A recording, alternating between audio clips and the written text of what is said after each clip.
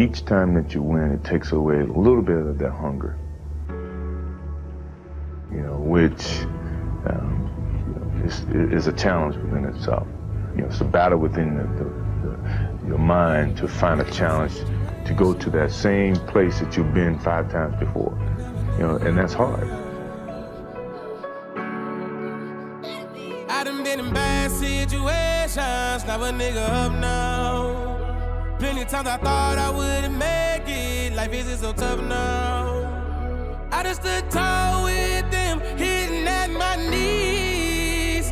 I can only thank God for him choosing to save me. Eating bacon with the grits, my breakfast end up doing the same. I done been in bad situations, now a nigga up now. Plenty times I thought I wouldn't make it, life isn't so tough now. I just stood tall with them, hitting at my knees. I can only thank God for him choosing to save me.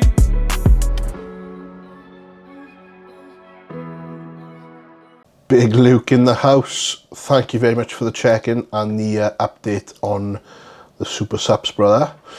Mr. 240. I am Mr. 240, yeah. Jesus. Feeling it as well. Feeling every pound. But anyway, less about me with the check-in, bro. Thank you very much for that. I know it's been a mad one with the house move and decorating and managing that around travelling with work and stuff. Mate, you never have to justify your travelling against my travelling, because I know how much of a bitch it is and you've got a lot going on, so we're all in the same boat, man, and you're getting it done, so thank you for that. Marky Mark, thank you very much for the check-in, brother. In regards to your feedback, where you said you feel like you're going backwards, we know at this point, mate, that's exactly how you should feel. It's always going to be a worse feeling, a worse look at the back end of a prep. You've got 2 weeks now, so that's exactly how you need to be feeling. Not that you do, but it is going to be a case of looking and feeling worse. So we know we're just trying to get you flat, get you right down, and then when we start implementing food and start filling you back up from next week onwards, everything is going to start feeling and looking a lot better. Rosie, shut up. Oi!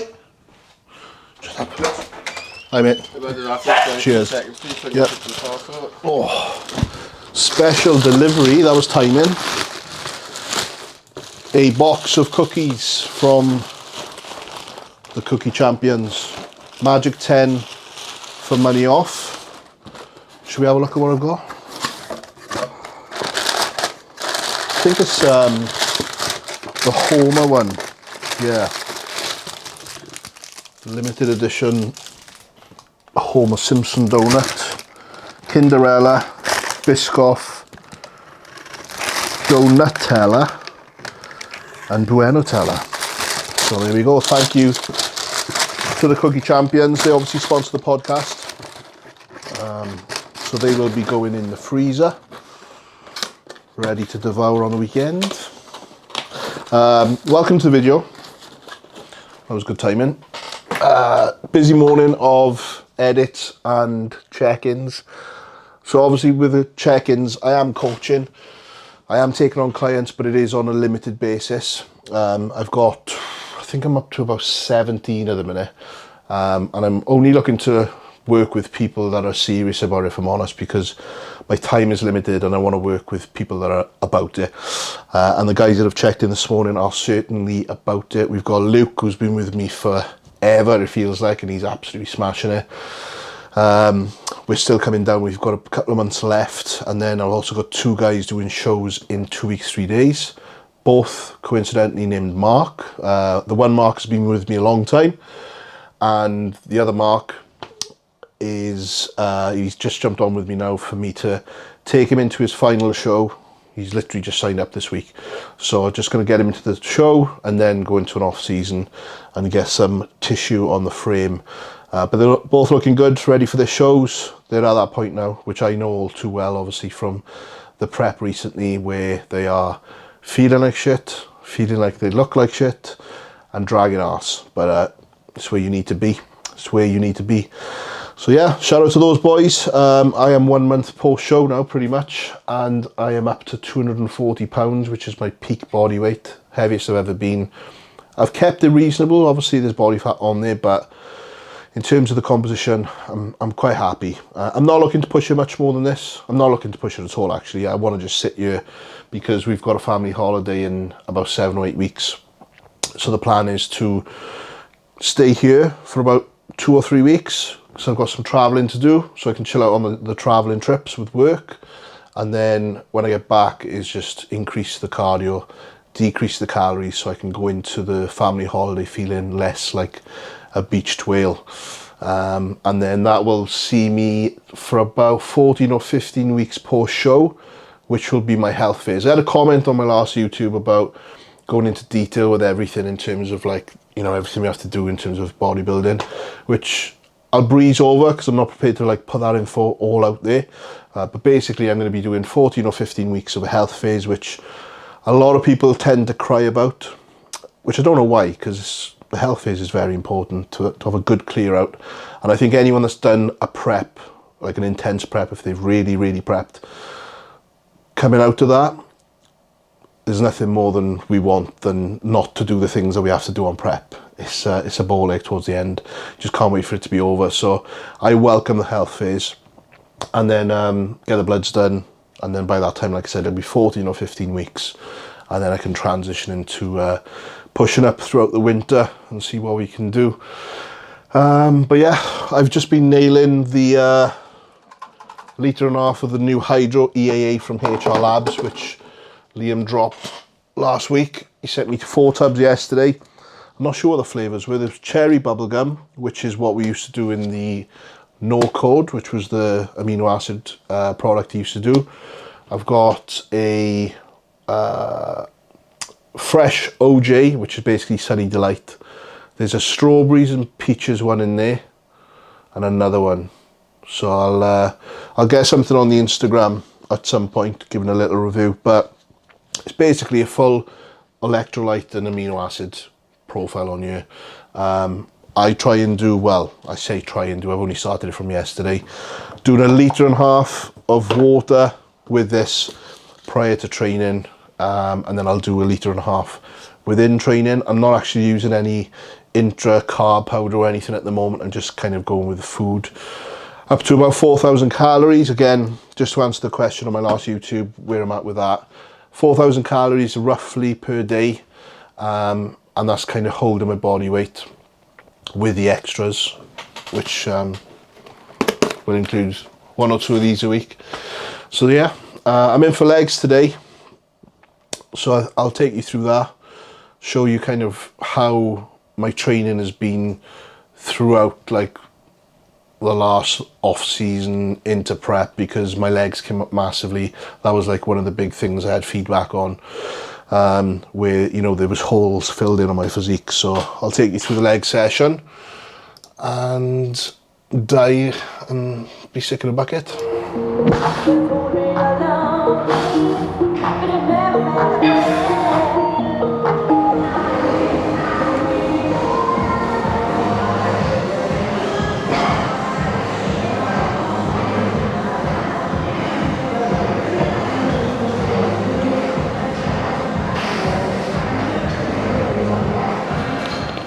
In 4 legs, as the kids say.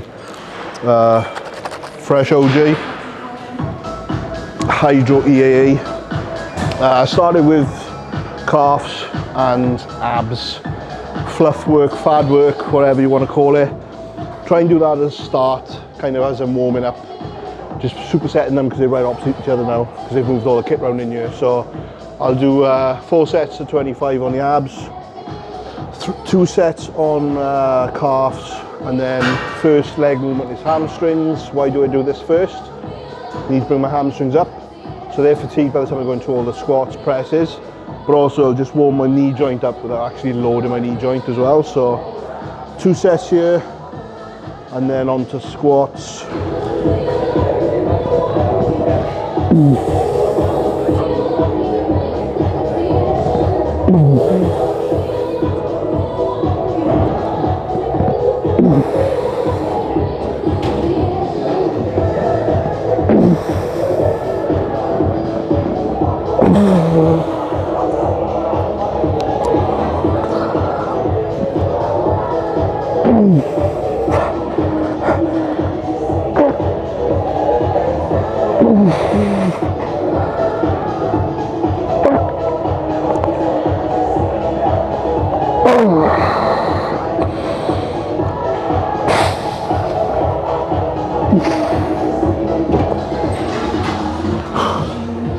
Also trying to keep on top of the timings of my sessions so I'm not in the gym too long because I'm busy as shit. So trying to get my sessions done in 90 minutes.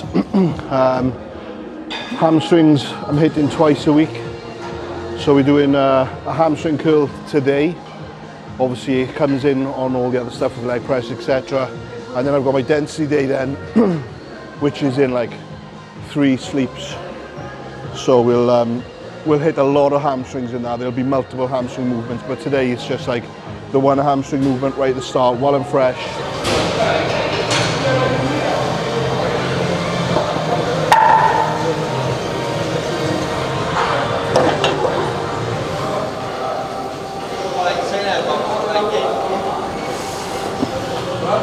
So this is the second rotation of the Cybex. If you've been watching my content throughout like the prep and on Insta or whatever, you'll know I've been barbell squatting and Smith machine for prep really, just because the stability issues with the barbell after I had a little trap injury. So Cybex came in from last week. I was dubious about doing it again, to be honest, because I've had this little niggle in my knee, but I don't know whether that's just from driving.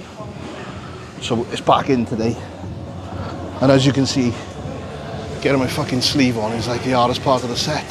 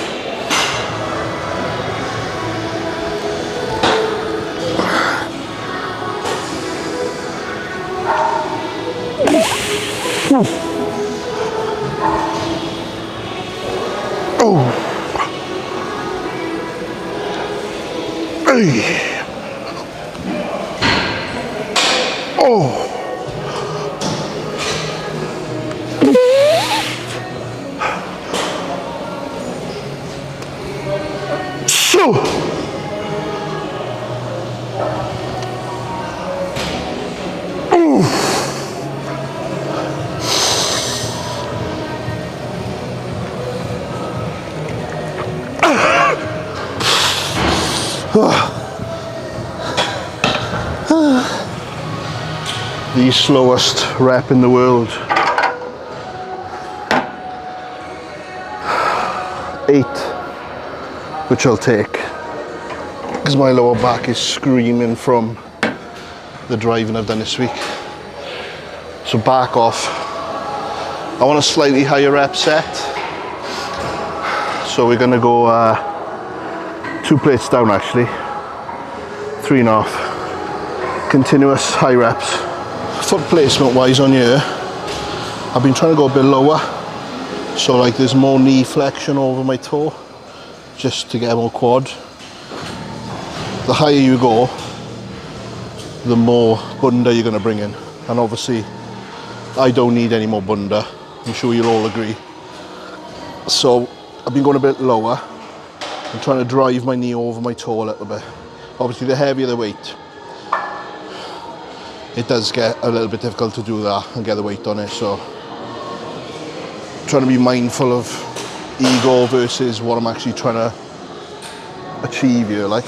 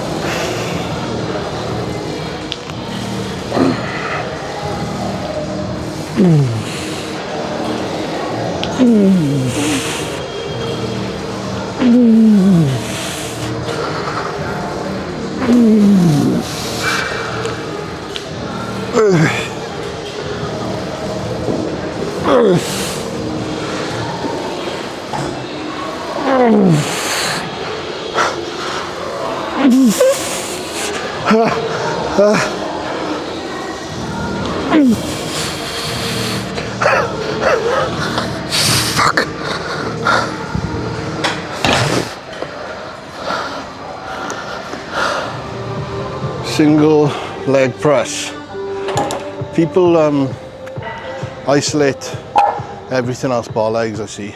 Everyone normally just jumps on the machines, do a leg. Obviously, it's easier, it's quicker, but trying to isolate things, start doing things unilaterally. So we've got single leg press. There are a couple of single leg presses here. One was actually being used, so we've jumped on this one, 45 degree. It's comfortable, and right now my lower back is screaming, so comfort is priority before isolating the quads.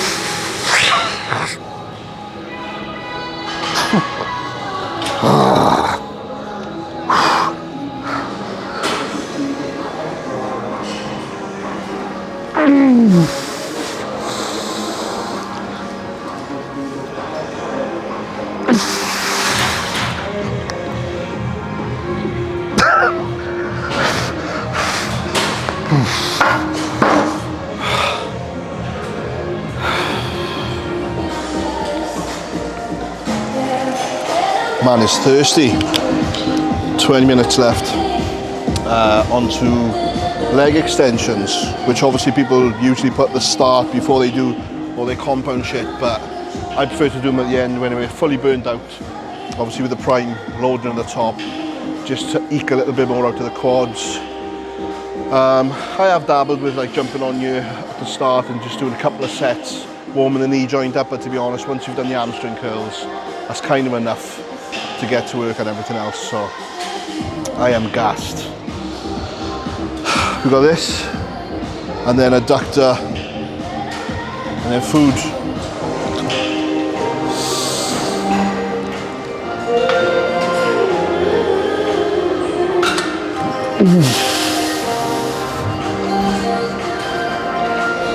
Hey.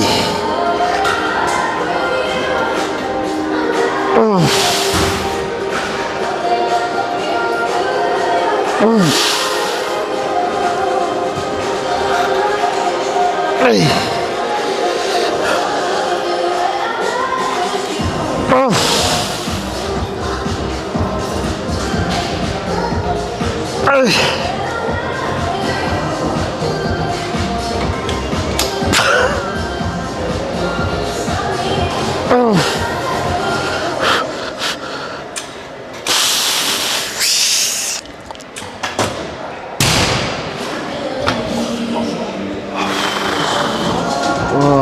Last exercise, adductors, which no one ever trained until JP started putting it out there, as Hollins had said in his post today.